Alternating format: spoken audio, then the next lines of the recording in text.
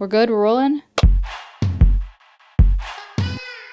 Hey guys, welcome back to another episode of the Safari Pedal Show. I'm your host, Abby. If this is your first time here, welcome to the Safari Podcast Zoo Show YouTube Thing Wild Bandwagon.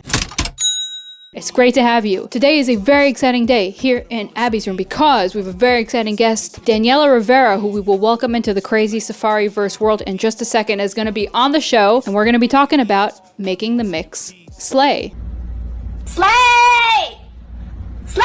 I just want to pause and say that I freaking love the word slay. I use it so much in my real life. It's kind of bad and embarrassing that I replace where proper English should be with the word slay, but we can gloss over that because it makes for a good episode title. So what I was saying is that Daniela's going to be on the show. We're going to be talking about making the mix slay, what makes a mix slay, places where she sees new engineers and producers like myself maybe going a bit awry and wrong, and ways that we can better improve our mix games to have our mixes slay, so we can all slay and everything can slay and the music world can just continue to slay.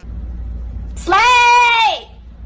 Slay! I feel like I have nothing more to add to this intro other than it's gonna slay. So guys, please give a very warm Safari welcome to Daniela Rivera. Hello. Thank you for having me, Abby. Welcome to the show. What's going on? Nothing much. We're just getting ready. I've, in between some mixes, decided to take a break to have a wonderful conversation with you. First of all, I've been anticipating this episode for a hot minute, I will say. So I'm super pumped to have you on. And before we dive into all things that make mixes slay, let's first start off with who you are, what you do, and then we'll dive in. Cool. So my name is Daniela Rivera. I'm an Emmy and internationally nominated mixing engineer, and I'm a multi-platinum and Billboard charting audio engineer. I've been a professional audio engineer coming up, 14 years, but since a student would be 15. I feel like that number 15 feels so good, but not there just yet. But 14 years professionally working in the audio industry. Currently, I'm also a governor for the Recording Academy's Atlanta chapter. And I'm also Atlanta's 40 under 40, this current class.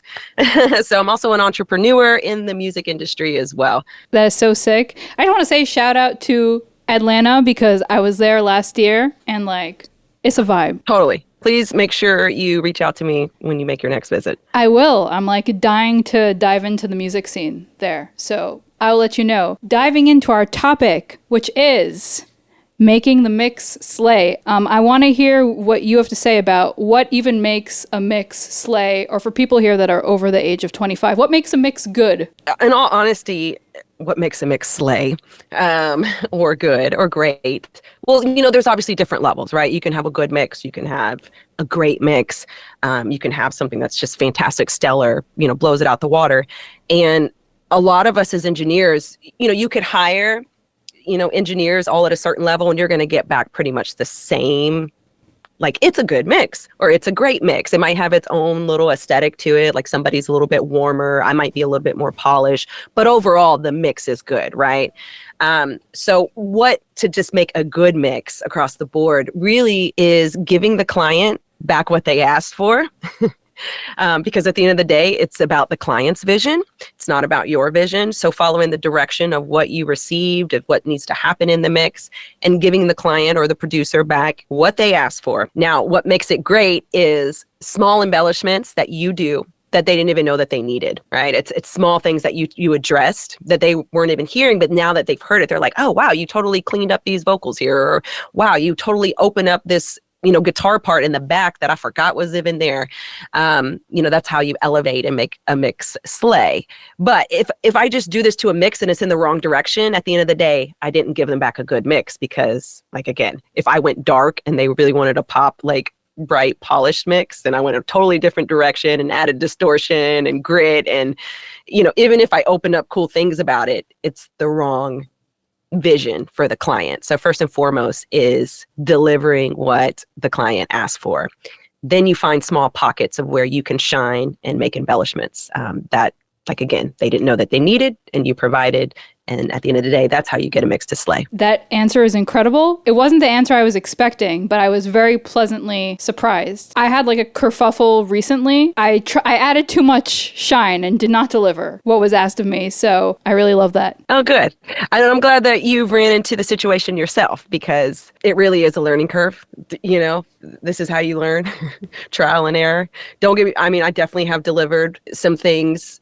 Recently, I had a client who, you know, I've worked with them for over 5 years. So at this point, I have a little bit more leadway to try some things, right? Like, it's not my first time. If it was my first time working with a client, I'm not just going to go off and do something completely out of the blue, right? I'm going to respect their vision.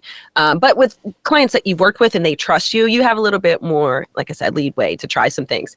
And I tried something because to me, the mix was kind of boring and it needed some movement. And so I tried some kind of weird automated panning, and they were like, yeah, no, you can get rid of all that. So even, you know, like at this stage, we hit and miss, you know, we still miss sometimes. How long into your mixing career did it take you, or was this kind of always your view on what makes a mix great?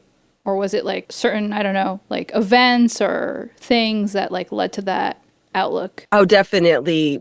Just the journey of being a mixing engineer at this point. Like, the more mature you become as an engineer, the more simplified your theory like becomes about it. Like back to basics, and like literally that's just a basic thing. Give what the client asks for, right? But we think we've got to do all these crazy other, you know, enhancements, you know, to make the mix slay, which is where I used to be at, right? I've got to impress them with, you know, these cool effects that I've done. Or maybe I've got to be the loudest, right? Because we had the loudness wars going on, which are still going on. But even at that, I've learned sometimes I don't have to be the loudest, and I feel confident in giving that back because that was what was more correct, you know, instead of being competitive. So no, that's definitely more of a journey, becoming mature and also becoming confident, you know, in engineering as well. The thing and the reason why I love engineering so much is because, you know, the cap at where I thought I was at 5 years is nowhere where I'm at 10 years, which is nowhere I'm at 15 years. So that learning curve, it's like a rabbit hole. You know, you just keep going down and fine tuning your skill set, your sound, your aesthetic, and again, your theory behind how you approach a mix or approach production. What we do is a craft, which means, like, again, it might take a decade before you find really that sweet spot of where you're at. Kind of jumping into maybe some common mistakes you see in producers and engineers starting out. Would you say that is one of the prevailing mistakes, or are there more things that have come to your attention? Sure, that one. Like I said, that's just something, you know, when you're starting out, you're still trying to be like, okay, I use the EQ. Okay, then I add the compression. Okay, you know what I'm saying? It's still kind of a step. You're learning, you know, which EQ you like, which type of style of compression you like, and how you like to use them in different applications, and also how you stack plugins as a sound, how you route your session is a sound. So it's like you're learning all of those things, right? And then kind of when you get comfortable with those, that's where you kind of, like, again, mature into your own style. So in the beginning, a lot of times, yes, you're just trying to get the job done and hit all the marks you're supposed to do. And so sometimes you may forget what was the whole purpose of the reference from the client, you know, and you may have gone off too far one way or the other because you're just so focused on, like, okay, I got to make sure I do all the right things to do the mix correctly, right? Another thing with that, and again, this is trial and error, is overprocessing. Overprocessing is a good thing, and sometimes you will overprocess, you know, as a later on as an engineer. In the beginning, again, you may not be able to hear the compression, right? You may not be able to actually hear the attack. So you may have your attack too fast. And so it's just crimping down on vocals. I hear that quite a lot, you know, just too much compression and the attack is too fast. So there's just not room for the vocal to breathe. But you have to overcompress to learn that, oh, I used too much compression there. I'll back off next time. So these are all things that you have to go down to dial back the range of where the sweet spot is. And another one I would probably say is just attention to detail. Again, because there's so many things that you're learning at this time. Again, applying, you know, compression, EQ, trying new reverbs, trying new delays. You may have forgotten just some fundamental things about the mix. And that's where the attention to detail comes in. With that too, and let me just go ahead and say fundamentals. People throw that out the window for some reason once they start mixing, and they get caught up again in the template, in the routing, in the cool effects, and they may not have even done a static mix yet, right? So they're adding compression and EQ onto something that, it could have just been a level thing. If you had just started with the fundamentals of doing a static mix, which is basically just getting all your levels correct and also your panning position, start there, then start applying the processing. Most younger engineers or producers are like straight to the processor, straight to the compressor, straight to the effect. And at that point, they actually might be fighting against themselves instead of allowing the actual mix files to dictate where they need to go. Interesting. I never thought about it like that. I really liked your view of letting the mix files dictate where you need to go. I feel like that should be like put on a t-shirt. Excuse me, this was trademark here. You can't take this idea, but like I feel like I need that on a shirt. I need like the tote. I need the hat. I know a girl.